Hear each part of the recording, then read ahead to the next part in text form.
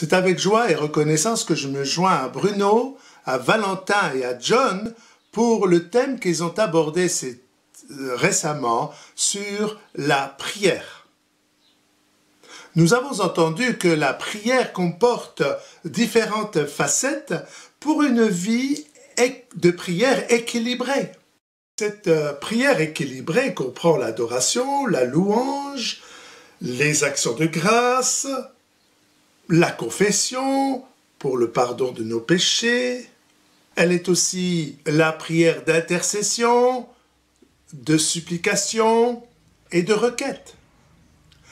Toute cette vie de prière équilibrée a pour point de départ une vraie relation avec Dieu notre Père et l'enfant de Dieu au nom de Jésus-Christ. Toujours sur le même sujet, nous avons entendu parler du combat spirituel. En effet, le chrétien est un soldat qui se revêt de toutes les armes de Dieu, comme nous l'indique Éphésiens chapitre 6. Il est question du casque du salut, de la cuirasse de justice, le bouclier de la foi pour éteindre les traits enflammés du malin, de l'épée de l'esprit qui est la parole de Dieu, et des chaussures que donne le zèle de l'évangile. Tout cela accompagné du revêtement de l'Esprit Saint. Ce combat que livre le chrétien se situe sur 3 domaines. Le moi, qui est en rapport avec la nature pécheresse, comme l'orgueil et autres. Nous avons aussi le monde, qui est un système de pensée qui va toujours à l'encontre de Dieu. Et enfin, contre notre ennemi commun qui s'appelle Satan et ses démons. Ce que nous savons de lui, c'est qu'il est un être spirituel et comme Jésus l'indique, il est le père du mensonge et c'est contre lui que nous devons résister pour ne pas succomber à toutes les influences, toutes les formes de tentation qu'il présente devant nous. Ce que l'on sait de lui, c'est qu'il est un être spirituel. Donc, par rapport à nous physiques, on ne le voit pas. Mais il existe bien, et il agit vraiment de façon à ce que les hommes suivent le mal. Le grand encouragement qu'on puisse avoir par rapport à lui, par rapport à Satan, c'est qu'il est vaincu. Jésus a remporté la pleine victoire sur la croix en le dépouillant de son autorité sur toutes celles et ceux qui appartiennent à Jésus-Christ, qui ont accepté Jésus comme sauveur et Seigneur de leur vie. C'est cela notre privilège en tant que chrétien, de pouvoir résister aux actions des ténèbres. Donc, vivre toute cette dimension nécessite impérativement que l'on soit rempli du Saint-Esprit. Comme pour les premiers chrétiens, le jour de la Pentecôte, le Saint-Esprit qui leur a été accordé se poursuit encore de nos jours pour l'Église du XXIe siècle. Il nous a été dit que le Saint-Esprit nous amène à vivre dans la même perspective de Jésus qui a vécu sur la terre dans une totale soumission à son Père céleste et d'obéissance. Ce même esprit qui était sur Jésus le fait de même pour nous, pour obéir, pour marcher dans l'obéissance à la volonté de Dieu. Et enfin, un aspect qui a été abordé largement, c'est la prière et l'humilité. Jésus-Christ nous a montré la voie de l'humilité. Notre frère a mis l'accent sur ce point parce qu'en réalité, nous les chrétiens, nous devons être vigilants tout au long de notre vie pour demeurer et rester et vivre dans l'humilité, comme le Seigneur l'a démontré. Ainsi, en nous approchant du Seigneur en toute humilité, nous pourrons prétendre à tous les privilèges que Dieu nous accorde en son Fils bien-aimé. Et ce matin, j'aimerais poursuivre sur le même thème pour titre « Prier selon l'Esprit, prier dans l'Esprit ». Quelle que soit la définition que l'on choisit, l'important c'est de prier. Mais prier en gardant à l'esprit ce qui a été dit précédemment, que la prière est avant tout une affaire de relation entre Dieu le Père et nous les enfants de Dieu par l'intermédiaire de Jésus-Christ. Donc comme nous l'indique l'épître de Jean au chapitre 1 verset 3, « Or notre communion est avec le Père et avec son Fils Jésus-Christ ». Nous prendrons le texte 1 Jean au chapitre 5 versets 14 à 15. Et je lirai dans la version du Semeur. « Et voici quelle assurance nous avons devant Dieu. Si nous demandons quelque chose qui est conforme à sa volonté, il nous écoute. Et si nous savons qu'il nous écoute, nous savons aussi que l'objet de nos demandes nous est acquis. » Ce que nous verrons ensemble sera de définir ce qu'est prier selon la volonté de Dieu. Ensuite, de découvrir ce qu'est cette volonté de Dieu. Et enfin, comment découvrir la volonté de Dieu pour notre propre vie. Le premier point que j'aborderai avec vous, qu'est-ce que prier selon la volonté de Dieu? Avant de répondre à la question, j'aimerais en poser une autre. Peut-on dire que toutes les prières que les hommes adressent à Dieu, même sincèrement, sont des prières selon la volonté de Dieu? À cela, on pourra répondre pas forcément. La première chose que nous avons à faire, c'est de nous appuyer sur les textes de la Bible ou sur les textes de l'Écriture. Nous prenons exemple sur des hommes et des femmes de la Bible qui priaient.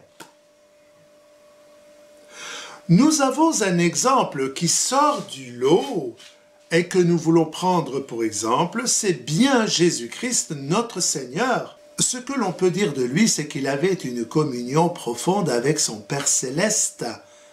Il le bénissait, il le glorifiait, partout où il passait, et il le manifestait à travers sa vie, qu'il était bien l'enfant de Dieu.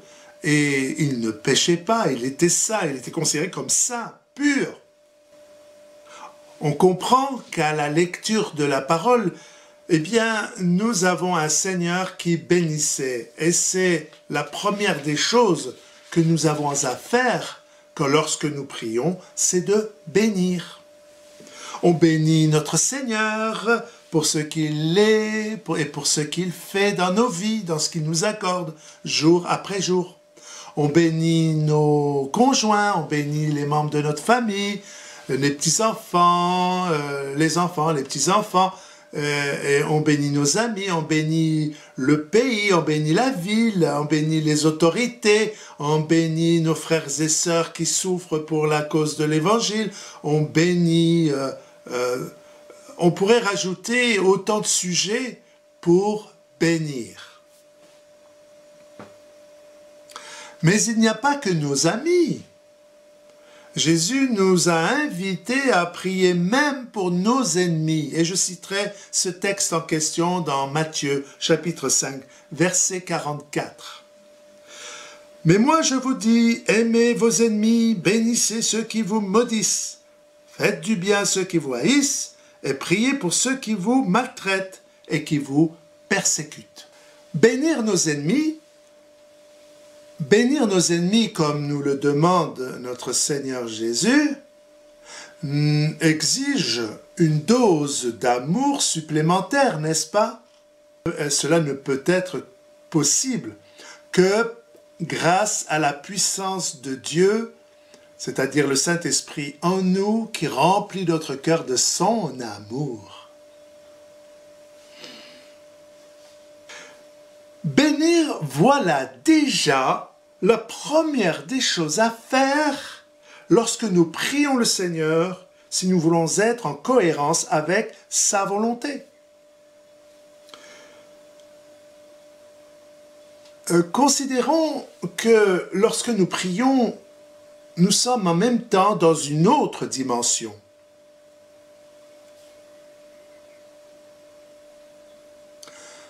Même si nous sommes sur la terre, nous sommes en même temps dans le royaume de Dieu précisément. Je citerai ce que Jésus dit à Pierre. « Je te donnerai les clés du royaume des cieux. Ce que tu liras sur la terre sera lié dans les cieux. Ce que tu délieras sur la terre sera délié dans les cieux. » Encore un autre texte dans Colossiens au chapitre 1, verset 13. « Qui nous a délivrés de la puissance des ténèbres et nous a transportés dans le royaume du Fils de son amour. » Nous comprenons que tout en étant sur la terre, nous sommes en même temps dans le royaume de Dieu, assis avec lui dans les lieux célestes.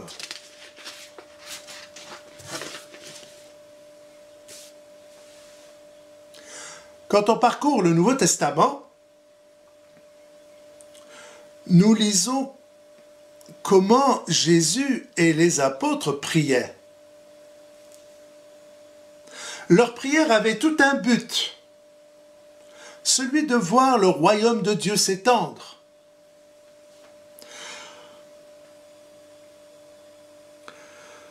C'est en effet notre désir de voir le royaume de Dieu s'étendre. Elle commence par la prière. Pour ce faire, nous allons prendre l'exemple de Jésus lorsqu'il a fait cette prière qu'on appelle une prière sacerdotale. C'est une prière qui suit juste après le lavement des pieds de ses disciples pour montrer ce qu'est l'humilité. Mais nous prendrons que quelques versets qui nous donneront des pistes pour la prière selon la volonté de Dieu.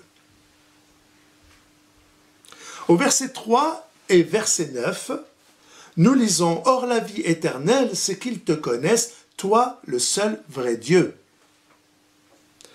et celui que tu as envoyé. » Pour faire l'écho de la prière de Jésus qui touche le salut des hommes, nous allons lire le texte de Colossiens au chapitre 4, verset 3, où nous lisons ceci. « Priez en même temps pour nous, afin que Dieu nous ouvre une porte pour la parole, en sorte que je puisse annoncer le mystère de Christ pour lequel je suis dans les chaînes. La volonté de Dieu, c'est que tous parviennent au salut. » Nous avons là un cadre de la manière de prier pour le salut des hommes.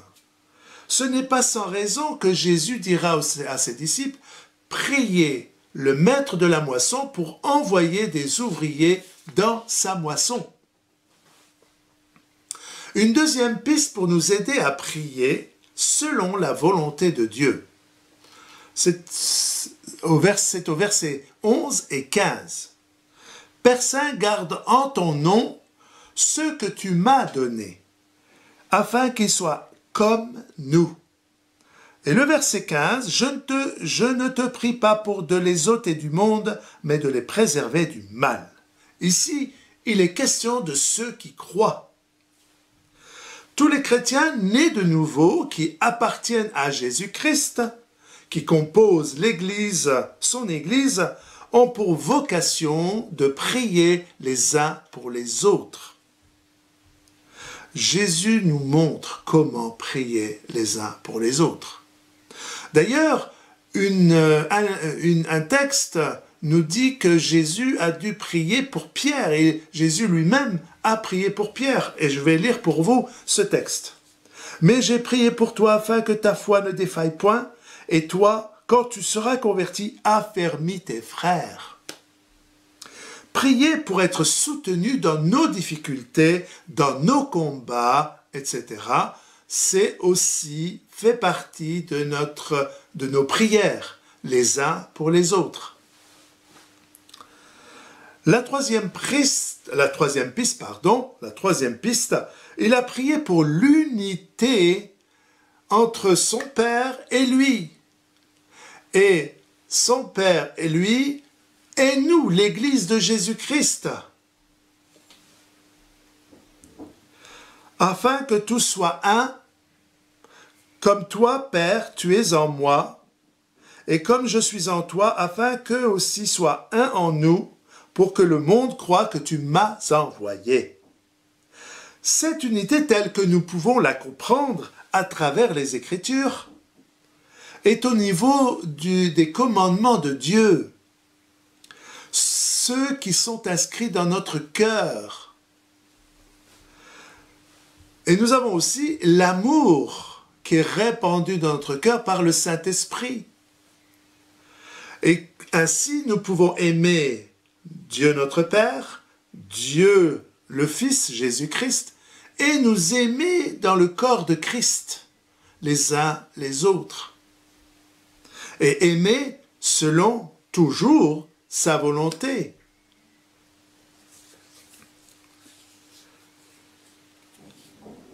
Et celui qui opère cela en nous, c'est bien le Saint-Esprit.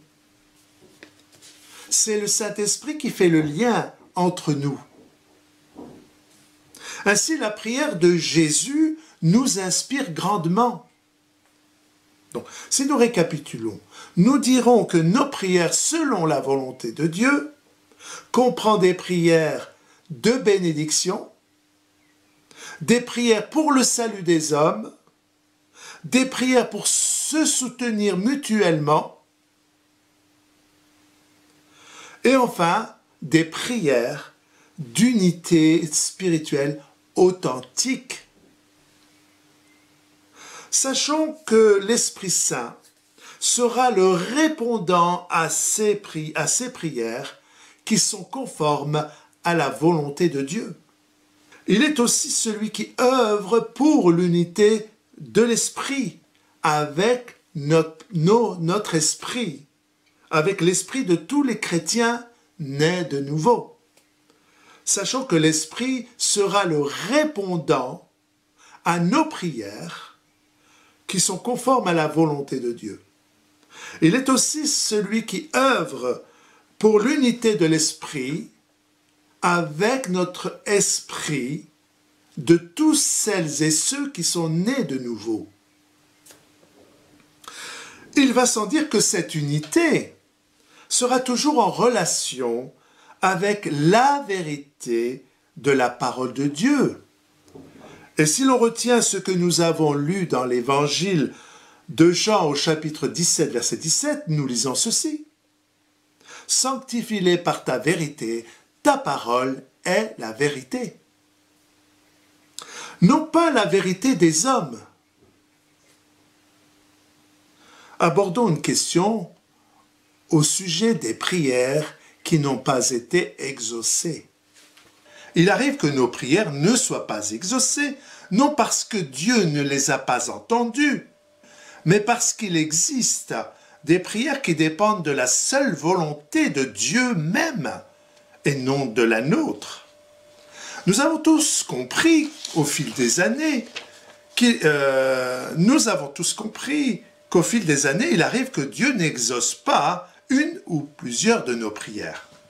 En règle générale, le Seigneur nous exauce. On ne doute pas de ce qu'il peut faire. Même si nous ne recevons pas la réponse à nos prières dans l'immédiat, il est toujours bon de persévérer jusqu'à ce qu'on obtienne une réponse. L'exemple de la parabole de la veuve et du juge inique nous y invite à persévérer dans ce que nous demandons à Dieu en Jésus-Christ, jusqu'à ce que nous recevions enfin la réponse à nos prières. Parfois, il nous faut être attentifs pour comprendre que sa réponse peut être un non, ou attends, ou bientôt, ou pas encore. Dans tous les cas, nous avons appris à laisser Dieu être souverain en toutes circonstances de notre vie. Que le Seigneur soit béni. Nous avons relevé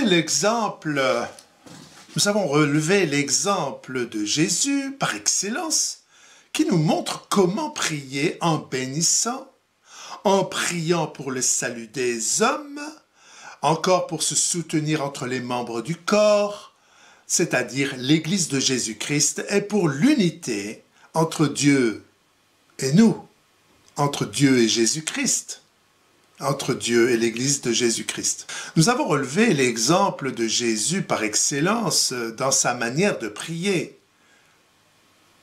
en bénissant, en priant pour le salut des hommes, encore pour se soutenir entre membres du corps, c'est-à-dire l'Église, et enfin pour l'unité.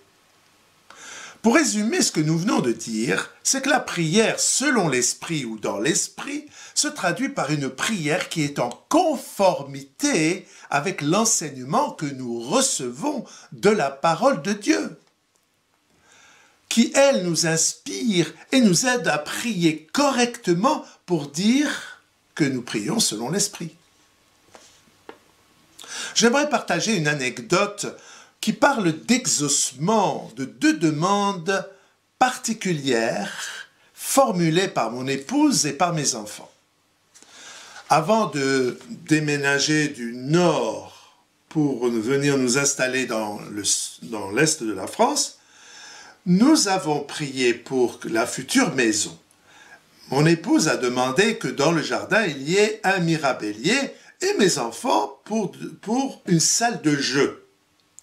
Et lorsque nous avions visité des maisons, et dans celle dans laquelle nous vivons aujourd'hui, dans le jardin, ma femme a remarqué qu'il n'y avait pas seulement un mirabellier, mais deux. Un vrai cadeau pour mon épouse. Et pour les enfants, lorsque nous étions dans la salle du bas, dans la pièce du bas, voilà que l'agent immobilier dit que cette pièce servait à une salle de jeu. Donc pour les enfants, ça a été une joie, une réponse à leur prière, et ce qui fait que ça a été un véritable cadeau et que Dieu a répondu d'une façon précise. Lorsque mon épouse a prié dans ce sens et que les enfants ont demandé cette salle de jeu, j'étais perplexe à l'idée que Dieu puisse répondre de façon précise. Pourtant, moi-même, j'ai vécu des exaucements de prière de façon extraordinaire, de façon précise.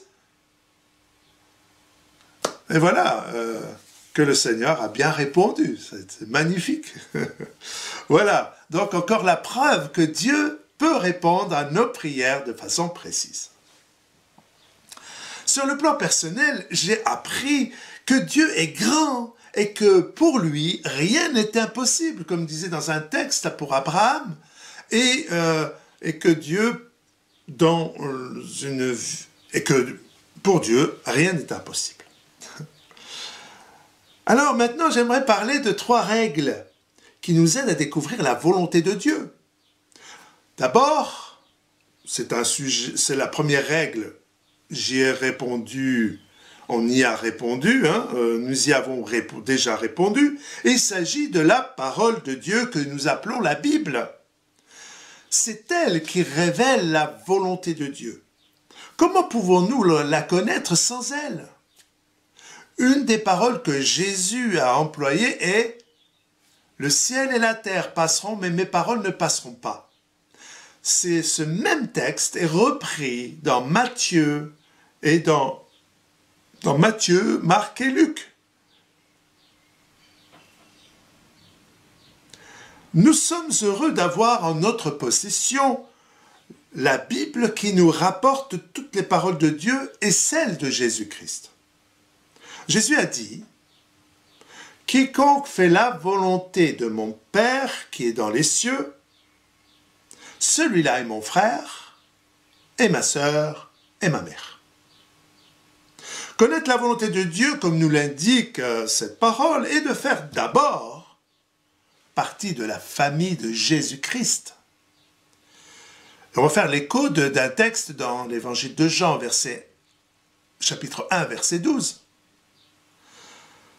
« Mais à tous ceux qui l'ont reçu, À ceux qui croient en son nom, elle a donné le pouvoir de devenir enfants de Dieu.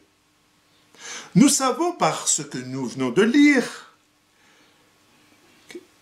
que tous les hommes ont la possibilité de devenir enfants de Dieu.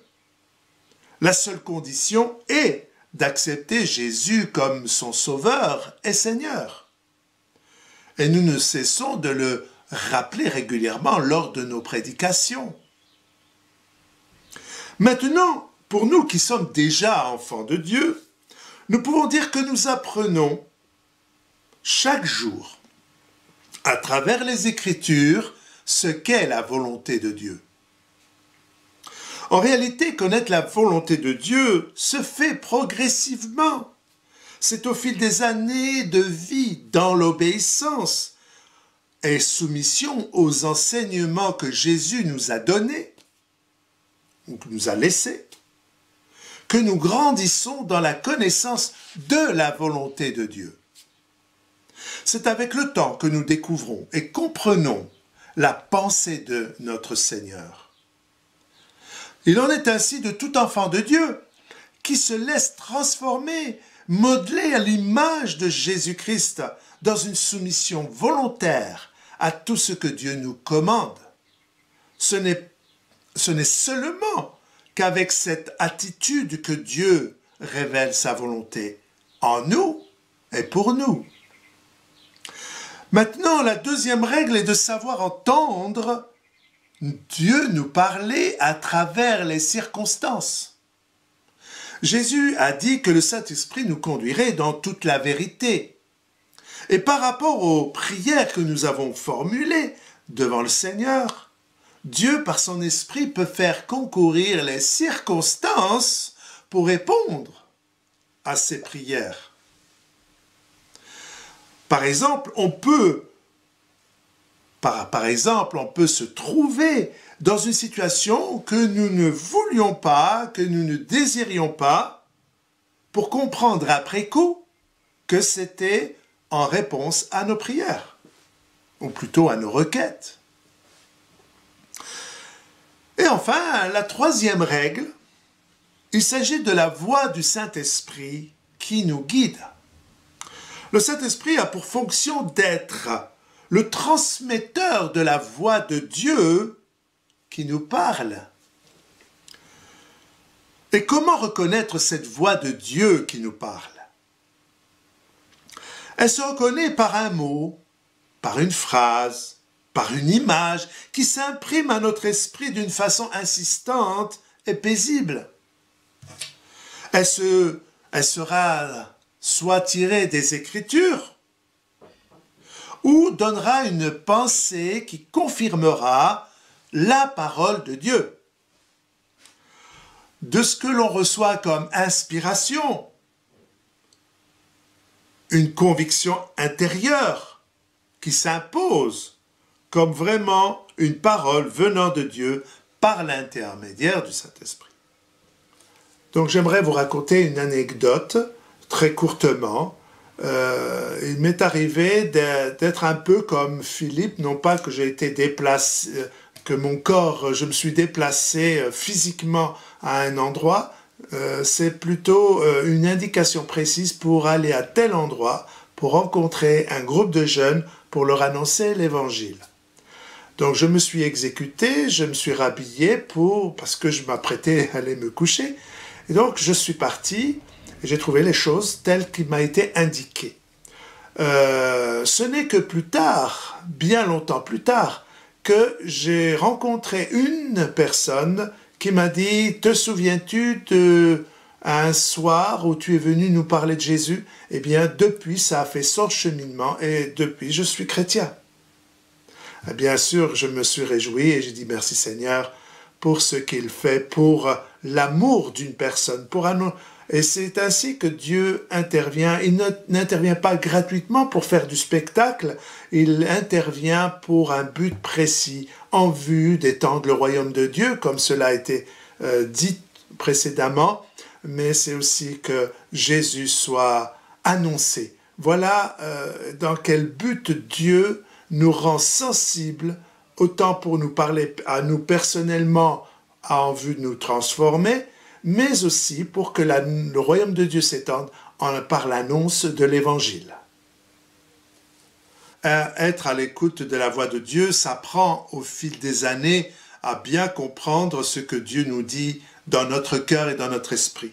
Mais rassurez-vous, ce n'est pas tous les jours où nous entendons la voix de l'esprit qui nous dit « voilà ce que vous devez faire ». Non, l'objectif, c'est de rester fondé sur la parole de Dieu, qui nous parle. Et donc le principe pour découvrir la volonté de Dieu pour notre vie personnelle est de bien lire et d'écouter d'abord la parole écrite de Dieu.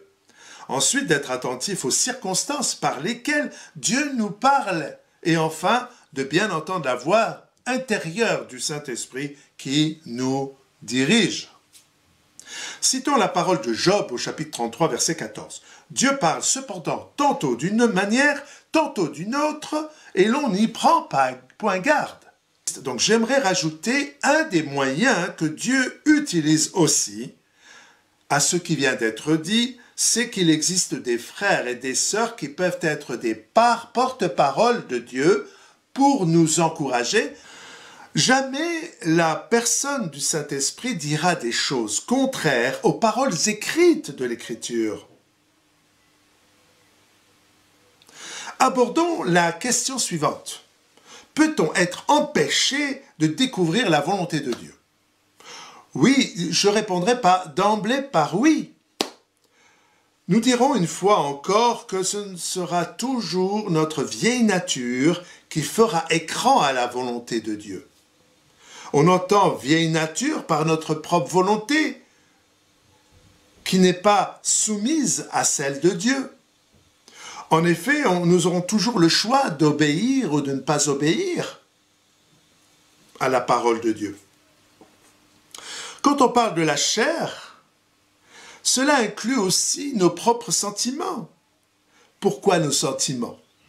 Je ne dis pas que nos sentiments sont mauvais ou soient mauvais. Cependant, il faut savoir les canaliser pour ne pas nous laisser entraîner à faire des compromissions avec les désirs du moi. On sera toujours devant un choix, soit suivre nos sentiments ou suivre la volonté de Dieu. Jamais ne nous obligera à obéir à quoi que ce soit. Jamais le Seigneur ne nous obligera à nous soumettre à sa volonté ou à lui obéir à quoi que ce soit.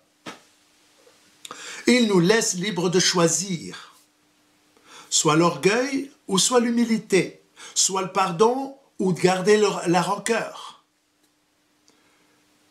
Nous lisons quelque part « Faites mourir les œuvres de la chair par l'esprit ». Le deuxième obstacle, on en a encore touché un mot tout à l'heure, c'est le monde comme système de pensée qui est contraire aux règles du royaume de Dieu.